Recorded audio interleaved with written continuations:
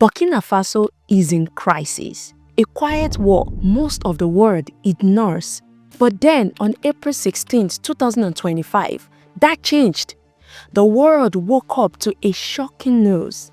Yet another assassination attempt on Captain Ibrahim Traore. That makes at least 19 since it took part in September 2022. But this time, it didn't trigger fear. It triggered a movement. Not just in Burkina Faso, but across the globe, from New York to London, Dhaka to Lagos, even as far back as South Africa, Libya, Ghana, and Jamaica. Thousands flooded the street with one message: hands off AIDS. Within days, over 30 countries joined the protest. Social media exploded with support. Now, the real question, is this the end of Western control in Africa? So, let's rewind for a second. By 2022, Burkina Faso was already falling apart. Violence, economic crisis, political chaos, coups, corruption, foreign interferences. It had seen it all. And it was only getting worse. Armed groups were taking over entire towns. Civilians were dying. The government was losing control. Captain Ibrahim Traoré had seen enough. He wasn't part of the ruling class. No political family. Just a geologist turned soldier shaped by war. On every mission, young soldiers, they bled on the front line, while senior officers stayed behind, far from danger. That difference made him lose trust in his leaders, first in the military, but then in the government, completely blind to its people's suffering. Traoré became a symbol for something different, a generation tired of recycled leaders and false promises. So in September 2022, he led a coup, removing Lieutenant Colonel Damiba, who had overthrown President Kabore just months earlier. Damiba had failed to reform the army or stop the violence. Frustration was boiling. By October, Traoré's forces surrounded the capital. Damiba fled in exile. In his first speech, Traoré didn't sugarcoat it. He said it plainly. Burkina Faso was already falling apart. Hospitals are failing, roads broken, people are tired. But what made people listen wasn't just what he said, it was who he was. At just 37, he's one of the youngest leaders in the world, far closer in age to the average African citizen, whose median age is 19. While most leaders are in their 70s and 80s, his youth alone sent a message. Change was here. Unlike many who came to power and immediately leaned on France or IMF, Traoré cut ties. He called out colonialism and told the world, Burkina Faso will no longer be treated like a puppet. That's when the world started paying attention. His rise came during a larger shift across Africa. More countries were rejecting unfair deals and decades of dependency. Traoré rejected IMF and World Bank loans, citing painful conditions. He accused France of fueling instability and ordered all French troops out. And they left. Back home, it felt long overdue. French troops had been in Burkina Faso for years, supposedly fighting terrorism. But attacks continued. People were dying. Nothing changed. Until now. Traoré cut government salaries, gave up luxury privileges, and kept the simple title, captain. He promoted local industries, arrested corrupt officials, and made one thing clear: abuse power and face consequences. But Traoré wasn't just focused on small reforms. He proposed building a nuclear plant and launching an electric car factory. Under past leaders, those ideas would have been laughed off. So, where do you turn when the West gives you the cold shoulder. To the east, suddenly, state TV was showing pudding. Chinese flags flew at government events. It signed deals with Russia, China, and Turkey for weapons, roads, hospitals, and drones. No lectures, no conditions, just result. In 2023, Traoré pulled Burkina Faso out of ECOWAS and CFA franc, both economic systems still tied to France. He joined forces with Mali and Niger to form the Alliance of Sharia State, united by one goal: African first. Back home, he's taking control of the country's biggest resources: gold. He nationalized 2 major gold mines, banned raw gold exports to Europe, and launched Burkina Faso's first state-owned refinery, with the power to process up to 150 tons of gold a year. You see, Burkina Faso is very rich, not in money, but in what lies beneath its soil.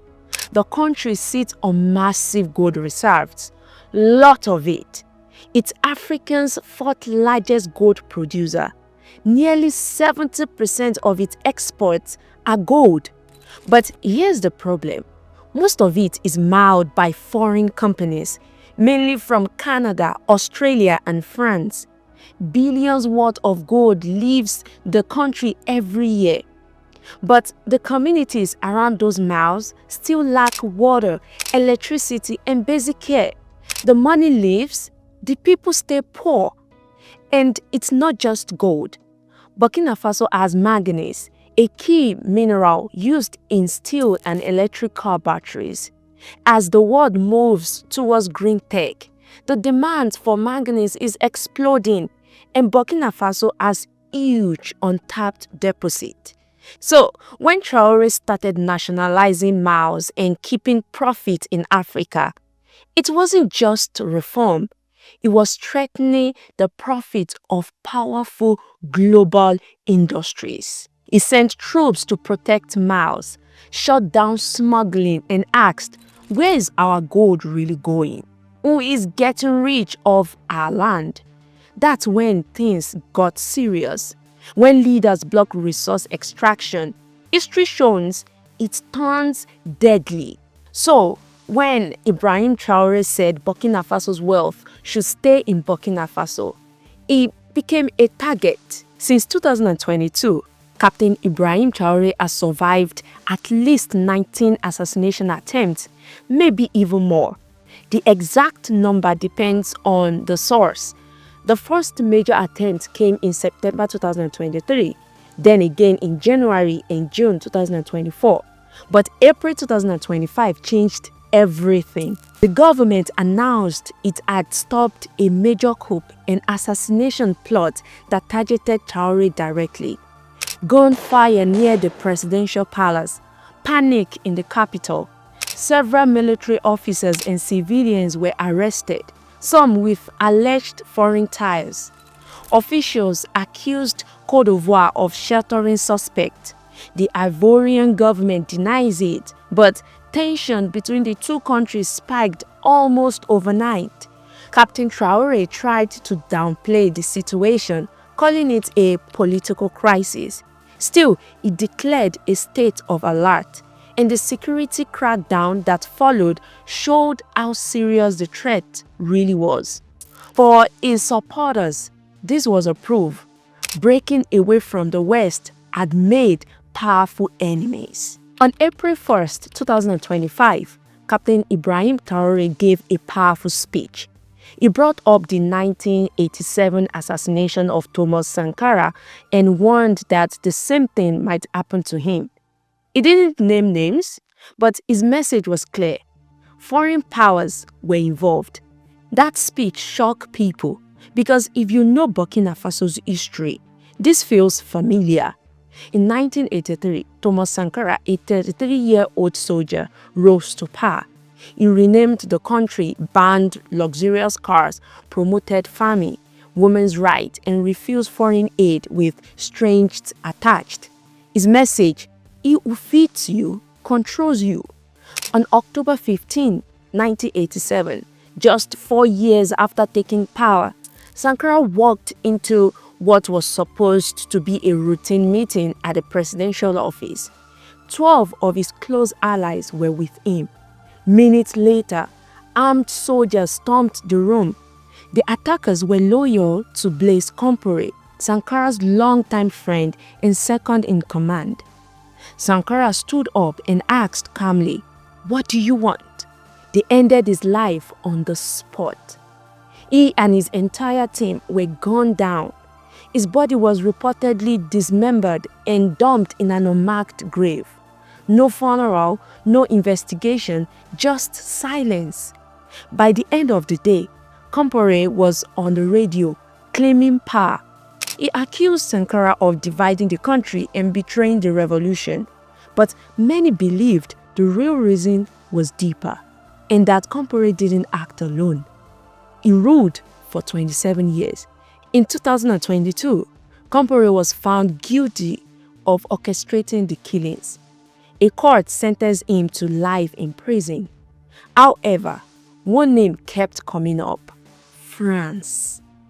Reports from sources like the Council on Foreign Relations suggest French intelligence aided the coup through funding or silent approval.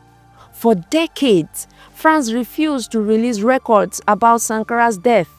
When they finally declassified some files in 2021, key details were missing and much of it was edited, which only added to public suspicion. And it's not just in Burkina Faso where this pattern plays out, but even across the continent. Patrice Lumumba, Congo's first prime minister, he tried to take control of his country's resources. He was executed with the help of the CIA and Belgian forces. What about Gaddafi? He turned Libya into Africa's richest country per capita. He pushed for a united Africa in single African currency. Then, armed groups supported by NATO hunted him down and killed him in the street. We've seen this script too many times. A popular African leader arises. They challenge foreign interests. They redirect profits to their people. Then suddenly they are called dictators, and soon after there's a coup, a plane crash, or a bullet. And now Captain Ibrahim Traore is young, bold, military, anti-colonial, is facing similar threat. However, his supporters, they believe times have changed. Africa isn't in the 1960s anymore. The continent is more connected, more aware, and no longer isolated. With growing partnership with China, Russia, and each other, leaders like Traore now have alternatives to the old Western grip. But there are doubts too. While many across Africa see Traore as a symbol of hope, others see him as a reckless leader, someone shaking too many tables too fast. When Traore first took power, he promised to return leadership to civilians by 2024. That deadline has shifted to 2029. Critics asked, will the military ever step down? Human rights groups raises concerns about press freedom, including reports of journalists being harassed or detained. Some are worried that his anti-corruption push is also being used to silence opposition. Transparency remains a question mark, but support for him hasn't faded. In fact, it's grown. According to Afrobarometer, 66% of Burkinabé citizens support military intervention when politicians fail, up from 24% in 2012. That's not just support, that's belief. Many see Ibrahim Traoré's leadership as legitimate. Now, the big question: will Ibrahim Traoré survive where others fell? Or will history repeat itself? Because whenever African leaders reclaim resources and reject foreign rule, they face sabotage or worse. Sankara knew it too. He once said, "You cannot carry out fundamental change without a certain amount of madness." Decades later, Traore is taking similar risk and facing similar threat. But maybe this time the story changes, because if he fails, it may be another sign that new colonial systems still hold power. But if his reforms succeed, it could be part of a new generation proving that Africa can rise on its own terms. This is more than one man. This is a fight for justice, for sovereignty, and for Africa's future. The whole continent is watching, and the sight of thousands marching for him, that's already a win, a sign of hope, a sign that maybe, just maybe, change is coming. Alright, if you learned something from this video, do not forget to like, share, subscribe, and drop a comment. I'd love to hear your thoughts. And before you go, check out the video on your screen right now, where we break down why so many African countries are being banned from the United States. I look forward to seeing you there soon. Thank you for watching, and bye.